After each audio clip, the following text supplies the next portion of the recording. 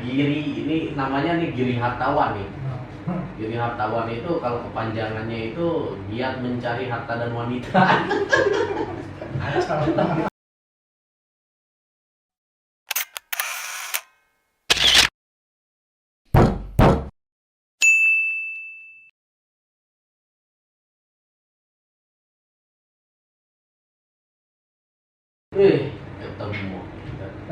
Ketemu juga nih Giri, ini namanya nih Giri Hartawan nih. Giri Hartawan itu kalau kepanjangannya itu giat mencari harta dan wanita. Takut istri. Giri, bro, gue mau nanya nih, lu kan udah lama nih berkilah di perbankan, ya, menjalani hari-hari sebagai profesi perbankan itu udah lama. Nah, itu udah berapa lama kira-kira dari awal sampai sekarang tuh? Oke, aku mulai berkarir di perbankan itu sejak tahun 2007. 2007. Ya, 2007 itu di sebuah bank swasta nasional yang bertempat kantor pusatnya dulu di Jakarta. Setelah diakuisisi oleh asing, kantor pusatnya pindah ke Jakarta. Itu 3,5 tahun. Terus sejak tahun 2007 sudah ceritanya. Udah. Terus sebagai apa itu pertama kalinya? Jadi tahun 2007 jadi saya lulus kuliah itu tahun 2006. Lulus kuliah tahun 2006. Jadi nggak langsung kerja sih sebenarnya. 2006 itu di bulan apa ya? September apa Agustus ya. Saya di Agustus itu lulus kuliah, terus juga 2006, terus juga nggak bekerja langsung di perbankan sih. Saya dulu pernah kerja di sebuah toko buku. Jadi teman tuh punya kanal toko buku di Surabaya gitu ya. Jadi kerja di toko buku itu sebagai entry data. Udah lulus kuliah. Udah lulus kuliah. Jadi sambil menunggu pekerjaan kan itu banyak ngelamar lah di CPNS ya kan. CPNS terus juga. Keterima nggak di lamaran tuh? Kalau tes ya pernah tembus sampai tahap wawancara, pernah. Waktu itu ikut jalur khusus Kementerian Luar Negeri, dulu pernah ada di kampus shopping job gitu ya. Jadi Kementerian Luar Negeri, jadi dari lulusan terbaik waktu itu ya 5 orang, waktu itu kalau nggak salah 12 orang ikut rekrutmen jalur khusus. Lu terbaik ya, yakin ya? Lu terbaik ya? Ya saya nggak memastikan saya terbaik, tapi saat itu saya terpilih gitu. 12 orang itu terpilih, termasuk dalam satu-satunya adalah saya. Untuk mengikuti jalur khusus Kementerian Luar Negeri. Jadi saat itu tuh tesnya cuma tes administratif sama interview dari pihak Kemenlu. Itu tuh saya diinterview oleh 3 orang lah dari pihak Kemenlu, lupa saya. Dan kalau setelah lulus dari situ langsung ikut pusdiklat di Kemenlu. Waktu itu teman saya yang lulus 1 orang gitu, cuma lulus. Di 12 orang itu cuma terpilih 1 orang. Itu ceritanya. Nah terus dari situ lu kemana lagi tuh? Maksudnya berkarir di mana? Ya, lu kan berkarir katanya dari toko buku. Nah, kan saya juga usaha ngelamar kan mengikuti CPNS segala macam lah, CPNS, tes di bank gitu ya. Nah, terus lu kemana lagi gitu loh? Nah, menambah pengalaman lu? Setelah saya kerja di toko buku itu dipakai entry data ya, pengalamannya ya baca-baca buku yang bahasa Inggris kayak ya kan. Waktu itu ngelamar kan saya namanya orang ngelamar kan banyak lamaran yang kita sampaikan kan kemana-mana ya, ke CPNS, ke bank, perusahaan manapun lah. Waktu itu di bulan September saya menerima panggilan dari, saya sebutkan aja ya namanya Bank BTTN, PT Bank Tabungan Pensiun Nasional. Waktu itu sih belum TBK, waktu itu masih belum listing di Bursa Efek, kan belum listing di Bursa Efek. Di cabang mana ini? Di kantor pusat. Kantor pusat langsung ya? Ya di Otista. Waktu itu kantor lamanya di Otista dulu, di Otista Bandung. Saya tuh terima sebagai divisi hukum, sebagai staf litigasi namanya. Udah paham belum begitu masuk? Waduh, gue dapet nih sebagai divisi hukum gitu kan. Nah waktu di litigasi mungkin ada sedikit shock ya, karena background saya adalah hukum bisnis. Litigasi kan kaitannya dengan hukum acara, pidana, perdata dan lain sebagainya. Yang saat itu memang sudah saya kuasai, cuma passion saya waktu itu mah di hukum bisnis. Karena S1 dulu. S1 saya bisnis. Bisnis, Skripsi saya tentang kepailitan, bankruptcy. Skripsi saya tentang Iya kepailitan. pantas sih. Soalnya kan banyak juga nih sekarang ya orang begitu udah dapat kerjaan, enggak, aduh, ini harus ngapain ya katanya buat kerja nih. Harus gimana ya? Padahal kita udah dijalanin biasa aja, karena kan rutinitasnya ya SOP-nya itu aja kan gitu ya. Iya. Kalau namanya kerjaan mah gitu. Ya sering kali ya apa yang kita inginkan itu tidak selalu kita dapatkan ya kan? Tapi disitulah kita harus bersiap diri ya kan? Bersiap diri menghadapi segala macam tantangan. Tapi kan lu waktu lowongan kerja itu lu milih gitu, lu mau bagian apa gitu. Enggak, waktu itu saya tidak pernah terpikir untuk masuk di litigasi ya. Waktu saya kan di hukum bisnis, wah saya berharapnya di hukum bisnis. Dan ternyata di hukum bisnis tuh ditaruh teman saya yang lain gitu. Ya, saya terimanya di staf litigasi. Ya saat itu ya udah, ketika masuk di litigasi itu ya harus belajar, harus mengupdate, merefresh apa yang saya terima di kampus itu. Berarti ketika itu berjalan, lu udah mulai enjoy itu jalaninnya kan? Ya setahun pun saya belum enjoy ya, karena kan harus apa namanya, adaptasi dulu ya. Karena saya pertama orang Surabaya, saya harus adaptasi lingkungan. Kan saat tahun 2007 kan dingin kan, Bandung dingin, Bandung sekarang sama Bandung dulu beda. Bandung dulu tahun 2007 masih ada kabut dingin, kalau sekarang kan udah enggak gitu. Sekarang nggak dingin ya? Sekarang nggak dingin. Oh, pantas di Cukurang. 2007 tuh 2000 Bandung dingin, Oh, 2007 dingin. Bandung masih dingin. Shock terapi lingkungan karena Surabaya panas. Kedua shock terapi shock culture ya kan? Karena budaya di Bandung beda dengan di Surabaya. Kan kalau Surabaya orangnya keras, ya kan blak-blakan, ya kan cepat-cepat. Kalau di sini kan orangnya kalem gitu kan, jadi harus adaptasi ke budaya juga. Juga adaptasi lingkungan, ya kan? Lingkungan pergaulan, pertemanan juga. Waktu pertama kali keluar, ini ibaratnya keluar dari zona nyaman ya. Surabaya kan zona nyaman tuh, jadi saya harus keluar zona nyaman ke kota yang belum pernah saya kunjungi sebelumnya, sama sekali belum pernah saya kunjungi. Saya cuma tahunya dari peta sama dari sejarah-sejarah mengenai kedokteran, dan saya belum. Ya, itulah pertama kali saya masuk ke Bandung. Tapi di BTPN itu berapa lama? Nah, kerja? saya 3,5 tahun gitu. Jadi 3,5. setahun tuh saya pasti PKWT ya saya. Kejadian kerja waktu tertentu ya, PKWT.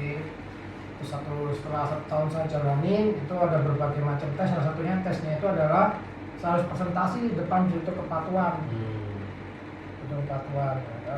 Saya masih ingat banget namanya Pak Taufik Hakim. Direktur Kepatuan itu sama mantan sama atasan saya dulu, almarhum Pak Setat Amadi, sama Pak Himawan, Pak Agus Peniman, saya dulu presentasi kasus, ya, presentasi sebuah kasus lah di sebuah kota. Gitu. Ketika saya presentasi di depan Direktur Kepatuan ini, ya udah beberapa hari sebelumnya kan diinformasikan bahwa saya dinyatakan sebagai penerta. Di saat itulah mulai saya berkarir di perbankan. Gitu. Jadi udah lumayan lama ya waktu di BTPN tuh ya? Ya. Ada 2 tahun, 3 tahun? 3 tahun setengah. 3 tahun setengah. 3 tahun setengah. 3 tahun setengah. Nah setelah itu memutuskan untuk pindah atau ada tawaran yang lebih tinggi gitu sehingga lu pengen pindah sendiri gitu? Nah, ini saya ceritakan ya, perjalanan 3 tahun setengah tidak mudah ya. Alhamdulillahnya di tempat saya yang pertama itu saya belajar banyak dari bos-bos saya yang lama gitu ya. Mereka ini adalah orang-orang berpengalaman di bidang perbankan juga, di bidang hukum ya kan. Malang melintang lah di bidang perbankan itu udah puluhan tahun. Kayak Pak Setat Amadi itu dulunya pernah di Bank Bumidaya yang sekarang jadi Bank Mandiri. Juga Pak Himawan juga pernah di Bank Permata. Jadi mereka ini, Pak Budi Muryadi juga di Bank Permata ya kan, SS. Orang-orang yang sudah pengalaman di bidang perbankan lah puluhan tahun, malah melintang di litigasi. Jadi saya belajar banyak dari mereka, ya ibaratnya ini kawan canda di muka gitu ya. Terus supaya saya sebagai belajar untuk menjadi seorang leader tangguh, ya kan, seorang litigator yang tangguh gitu ya. Ya, litigator yang tangguh menangani segala macam perkara gitu kan. Itulah pengalamannya dapat paling banyak ya, pengalaman yang menguatkan saya gitu ya. Menguatkan sisi profesionalismenya saya di bidang perbankan itu ketika di bank BTPN. Berarti pengalaman itu mahal ya. Pengalaman itu mahal. Dari kita berpraktek yang tadinya nggak tahu apa-apa, kita jalanin terus jadi tahu apa. Ya kita harus tekun belajar ya kan, tekun belajar, sabar, ulat ya kan, karena itu mahal, emang pengalaman memang sangat mahal ya. Karena itu harus jatuh bangun dan sebagainya ya kan, karena apalagi ketika pindah di Jakarta kan, di Jakarta tidak mudah, apalagi seorang litigasi kan tahu sendiri ya, litigasi kan kerjanya kesana kemari. Di Jakarta BTPN juga. BTPN juga di Jakarta. Jadi sebulan tuh bisa kita keluar kota kemana, misalnya nih ke Surabaya, tapi sorenya harus balik ke Jakarta, kerja lagi sampai malam. Itu pengalaman yang berharga sekali lah. Jadi kerjanya sangat intens gitu ya. Litigasi itu seperti itu, kesana kemari, belum kita tahu sendiri kan, Pak Rizky juga mengalami litigasi. Kan memang seperti itu. Litigasi pendampingan sana sini, setelah kita pulang dari lapangan kita harus mengerjakan. Ya, karena litigasi kan kita kan dari pagi ya kan. Iya, sampai malam ya kan. Pulang. Ya kan, malam. Abang, bahkan ketika misalnya ini kita berada di sebuah wilayah di Indonesia yang ada perbedaan waktu di Jakarta, nah itu misalnya di Jakarta tuh lebih pagi ya kan, sudah mulai nih misalnya di daerah mana kita masih istirahat, nah itulah padahal itu waktu kerja gitu ya. Nah, kita kerja akhirnya kan ya, lanjut setelah Giri mendapat pengalaman dari BTPN itu, terus Giri melanjutkan jenjang karir kemana tuh? Waktu itu saya belum punya kepikiran kemana-mana ya, cuma saat itu saya mulai melamar, namanya dia Melamar siapa, bininya? enggak, melamar, mencoba-coba tempat kerja baru lah, karena kan saya melihat bahwa ada, maksudnya dari pengalaman yang saya dapatkan itu perlulah saya ibaratnya sebagai sebuah ini loh, maksudnya apa ya, apresiasi atau apalah, menunjukkan identitas kita gitu kan. Makanya saya mencoba peluang-peluang baru ya kan, itu melamar tempat lain. Banyak sekali sih yang sudah saya masukin waktu itu. Bank Indonesia juga pernah yang pengalaman. Bank Indonesia Masukin. Waktu itu saya melamar, yang menariknya saya melamar di ini Pak, di waktu itu ada lowongan di CPNS juga. Saya ingatnya tuh di LPSK, Lembaga Perlindungan Saksi Korban. Waktu itu berada di Kementerian, masalah di bawah sebuah kementerian, masalah lupa saya, Seknek ya, Kementerian Sekretaris Negara waktu itu. Kementerian Sekretaris Negara, saya melamar di LPSK, Lembaga Perlindungan Saksi Korban. Dan saya juga melamar di Bank BJB saat itu. BJB. Iya, dua langsung pusat tuh melamar tuh. Iya, enggak langsung pusat. Waktu itu cuma ada sebuah lowongan ya di internet. Pasti teman-teman pasti juga pernah lah, di internet tuh ada pengumuman lowongan.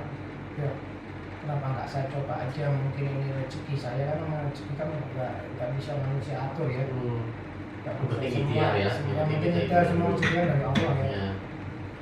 Nah itu saya coba Seknek sama Kemenseknek sama Bank BJB waktu itu. Dua-duanya lolos. Berbagai macam tahap saya lalui. Waktu itu di BJB itu ada 7 atau 8 tahap. Di Seknek itu 4 dari 5 tahap. Ya kan? Ya memang ketat sekali ya di Kementerian Sekretaris Negara itu. Saya waktu itu pernah, saya tuh tesnya di lapangan tenis di Senayan, nggak salah ya. Senayan lah pokoknya ya. Saya tesnya di situ. Terakhir itu saya tes di UI. Nah di BJB juga, di BJB waktu melamar Bank BJB saya tesnya di LPPM di Jakarta. sampai tahap akhirnya tuh di Bank BJB.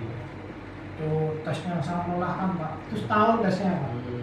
Jadi di tahun 2011 saat tesnya itu tahun 2010 tengah bulan tahun 2010 itu tes di Bank BJB nya. Baru 5 pengumuman tuh di bulan Maret tahun 2011. Baru diterima lulusnya. Oh iya, baru diterima lulus efektif SK di bulan April. Bagian apa Gir gitu? Nah, saya waktu itu kan kalau lowongan kan kita nggak tahu di bagian mana-mananya ya. Cuma waktu itu dibutuhkan di legal officer kalau nggak salah. Saya melamar di legal officer. Udah, saya nggak tahu di bagian mana ketika. Tahu nggak legal officer itu apa sih itu? Hah? Tahu kan pengalaman sebelumnya udah ada. Udah ada kan. 3,5 tahun itu, ya kan sebagai legal officer harus ngapain paham lah, paham dan punya pengalaman kan justru di salah satu syarat lowongan itu adalah punya pengalaman minimal 3 tahun. Oh, di BJB-nya itu ya? Di BJB-nya itu syarat Bank BJB saat itu adalah minimal 3 tahun. Sampai Sub manager ya waktu itu. Jabatan terakhir saya adalah sub manager di DPR. Pada saat melamar itu kan berarti officer ya di BJB-nya gitu. pernah merasa kesulitan nggak kerja di perbankan itu? Kesulitan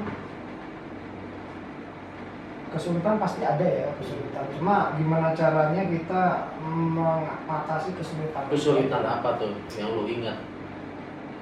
Pasti ya, gini, kalau kesulitan kan kalau gini, spesial kan karena pasti teringat. gini loh, Nah, karena industri perbankan itu berbeda dengan industri perusahaan lain. Industri perbankan tuh nyebutnya industri yang sangat kompleks.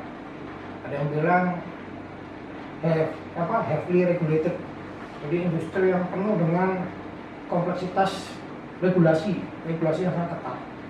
Jadi kita harus memahami regulasi itu dari berbagai macam sisi, harus komprehensif. Misalnya dari sisi prinsip kehati-hatiannya, dari sisi tingkat kesehatan, dari sisi operasionalnya, macam-macam Pak. Karena kan kita berhadapan dengan resiko-resiko yang ada di lapangan. Kan di perbankan ada macam kayak resiko, berbagai macam resiko kan jadi satu gitu, jadi satu kesatuan yang harus kita aware gitu. Misalnya nih kayak resiko reputasi. Kalau reputasi misalnya kalau perbankan kalau dalam situasi operasional terdapat situasi yang berpotensi menimbulkan risiko reputasi, kita harus hati-hati ya, jangan sampai kita melakukan kesalahan gitu. Zero risk, zero mistake. Nah, itulah kita dituntut seperti itu Pak. Jadi sangat-sangat kita harus, ketika kita memutuskan segala sesuatu harus kita mempertimbangkan berbagai macam resiko itu. Dampaknya apa, terus gimana cara mengatasinya. Di BBC Hukum pun juga seperti itu. Ketika kita mengatasi sebuah permasalahan, kita harus memikirkan resiko-resikonya. Makanya kita belajar namanya manajemen resiko. Ada sertifikasinya juga manajemen resiko. Gitu. Kalau misalkan BJB itu sebenarnya manajemen sekarang dengan BJBS itu. Apa hubungannya? BJB itu sebenarnya kata kita tuh mitra kali ya. BJBS itu BJB syariah. Nah kalau misalkan sistemnya itu beda atau sama? BJB antara BJBS itu. Gini, saya bicara secara umum aja ya. Misalnya nih kan kalau di dalam soalnya ada banyak pertanyaan nih gitu. Kan ada perusahaan Pak, ada namanya induk perusahaan, ada namanya anak perusahaan gitu ya. Nah namanya induk perusahaan biasanya dia kalau di bidang perbankan itu bisa melakukan, pertama bisa mendirikan perusahaan, kedua bisa melakukan akuisisi perusahaan, ya kan? Ketiga bisa melakukan joint venture perusahaan. Nah ketika sebuah bank memutuskan untuk membuat anak perusahaan, ya kan? Nah, anak perusahaan ini adalah inline gitu dengan si induknya. Dalam artian si induk mempunyai kepemilikan atas anak perusahaan. Kepemilikannya apa? Saham. Makanya POJK mengeluarkan mengenai prinsip kehati-hatian dalam kegiatan penyertaan modal, peraturan OJK. Itu ada peraturannya Pak. Jadi ketika sebuah bank mendirikan anak perusahaan, melakukan split off gitu, waktu itu split off dari unit usaha syariah menjadi bank syariah, itu kan menjadi anak perusahaan jadinya kan. Ya, harus mengikuti regulasinya, syarat pendirian perusahaan seperti apa, bisa minimal 2 orang, minimal 2 pemegang saham, terus dari syarat-syarat tingkat kesehatannya seperti apa, terus dari syarat-syarat manajemen resikonya seperti apa, dampak-dampaknya seperti apa, analisanya seperti apa, terus nanti kegiatan bisnisnya seperti apa, gitu, Pak. Jadi bisa dikatakan induk dan anak itu adalah satu kesatuan. Karena laporan keuangan anak perusahaan itu konsolidasi dengan induk perusahaan. Ini kalau BJB Satu kesatuan. anak tapi perusahaannya cuma satu gitu. Ada beberapa anak perusahaan. Nah, BJB sekarang itu anak perusahaannya ada 3. Nah, Pertama PT Bank Jabar Bank Syariah, kedua PT BPR Karya Utama Jawa Barat yang di Subang, terus PT BPR Intan Jawa Barat yang di Garut. Bisa baca di websitenya ada. Gitu, Pak. Nah terus Giri ini kan sekarang udah menjabat sebagai manajer kontrol internal. Itu dari pertama berkarir itu udah berapa tahun itu sampai detik ini? Ya 2 tahun berapa bulan? 2 tahun 9 bulan. 2 tahun 9 bulan. Nanti bulan Maret ini mau yang ketiga tahun. Yang ketiga tahun ya. Nah, di perbankan. Terus kondisi pandemik ini berpengaruh nggak terhadap perbankan besar seperti BJB sekarang itu? Kalau bagi Bank BJB kondisi ini pasti berpengaruh ya. Berpengaruh ya. Pasti berpengaruh. Mungkin juga nasabah juga banyak yang macet kreditnya segala macamnya. Nah itu gimana mengantisipasi nasabah tersebut gitu. Nah sekarang kan kita posisinya saling memahami aja antara pihak bank dengan pihak nasabah gitu kan, kreditur gimana itu. Bank itu apa mempunyai kebijakannya masing-masing. Nah khususnya buat di BJB ini bagaimana itu? Nah kalau BJB saya nggak bisa berkomentar ya. Karena kan kalau kita bicara BJB berarti kita harus bicara satu suara kan. Tapi dalam hal ini saya kan bicara secara umum aja. Bicara secara umum, bukan atas nama BJB ya kan, tapi atas nama pribadi dalam artian secara keilmuan. Secara pengalaman saya secara luas lah, pengalaman saya mau di manapun juga namanya kredit macet pasti ada Pak ya. Mau dalam kondisi pandemik atau tidak pandemik pasti ada itu ya. Itu namanya resiko bisnis ya. Dalam kredit macet kan namanya resiko bisnis ya. Ibaratnya orang usaha nggak mungkin usaha itu maju terus ya kan, pasti ada naik turunnya perusahaan. Nah naik turunnya perusahaan itulah menyebabkan nasabah mungkin mengalami ketidakmampuan untuk melakukan pembayaran, sehingga harus di restruk, sehingga harus melakukan penangguhan, angsuran dan sebagainya. Nah sekarang tuh kan banyak kondisi-kondisi yang sangat memprihatinkan, apalagi semasa pandemi ini. Banyak karyawan yang di PHK, banyak pengusaha atau perusahaan yang produktivitasnya menurun bahkan bangkrut. Nah secara pribadi nih pesan apa yang disampaikan nih oleh Giri Hartawan kepada teman-teman yang sekarang ini mendapat cobaan seperti itu agar tetap semangat menjalani hidup dan berupaya mencari inovasi-inovasi lain dan kreativitasnya. Oke, pesan saya ya bagi teman-teman rekan-rekan kerja sekalian di bidang perusahaan apapun yang mengalami musibah karena kondisi pandemi ini, itu juga bagi rekan-rekan mahasiswa ya fresh graduate yang baru lulus terus mau mencari kerja karena susah sekarang mencari kerja, pesan saya tetap ya kan, kita hidup tuh bergantung sama Allah SWT ya kan, pesan saya itu bergantung, kita hidup bergantung sama Tuhan, bergantung sama Allah SWT. Tetap kita berharap, berdoa, berikhtiar, jangan lepas itu karena rezeki itu dari Allah. Ketika Allah itu membuka pintu rezeki bagi teman-teman, itu gak ada orang yang bisa menghalangi itu. Kedua, tetap melakukan inovasi, ya kan? Jangan menyerah, tetap melakukan inovasi yang usaha, melakukan inovasi bisnis, ya kan? Melakukan perubahan operasional perusahaan yang dulunya sifatnya masih tatap muka, fisik, ya kan? Kayak fisik harus dirubah dengan cara virtual, e-commerce, karena sudah banyak platform-platform e-commerce ya yang beredar di pasaran yang itu bisa dipakai.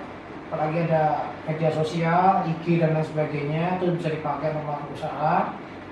Tidak menyerah, ya kan, terus bagi yang fresh graduate jangan menyerah mencari lawangan pekerjaan, atau kalau bisa usaha, ya kan. Sekarang banyak usaha-usaha bisnis kecil-kecilan yang sifatnya ke platform, ke virtual e-commerce, ya kan. Jangan berdiam diri lah istilahnya dalam kondisi ini. Jangan kita hanya berpasrah diri dalam keadaan berdiam diri, tetap melakukan usaha-usaha dan tetap bergantung sama Allah. Karena kondisi sekarang ini memang kondisi yang sangat sulit, kondisi dimana iman kita, terus mental kita, jiwa kita tuh diuji. Kenapa kita masih tetap kuat, tetap bergantung sama Allah, sama Tuhan, ya kan? Atau kita menyerah, ya kan? Dan akhirnya juga banyak puntennya melakukan tindakan-tindakan yang bertentangan lah, melakukan bunuh diri dan lain sebagainya, atau malah berbuat kejahatan, ya kan, atau menghalalkan segala macam cara menzolimi, ya. Jangan. Intinya itu, kita hidup cuma, saya tinggalkan ke teman, kita hidup cuma sekali, ya kan. Mati pun cuma sekali. Kalau mati sekali nggak bisa hidup lagi. Tapi kalau hidup kita masih bisa berusaha yang terbaik, melakukan perbuatan kebaikan juga tetap harus, ya kan. Karena gimana Allah mau ngasih kita rezeki kalau kita sendiri nggak pernah berbuat kebaikan, malah menzolimi orang lain, itu nggak boleh, ya kan. Itu aja sih pesan saya bagi generasi penerus, tetap berbuat kebaikan, jangan menyerah dengan keadaan, karena Allah pasti ada jalan.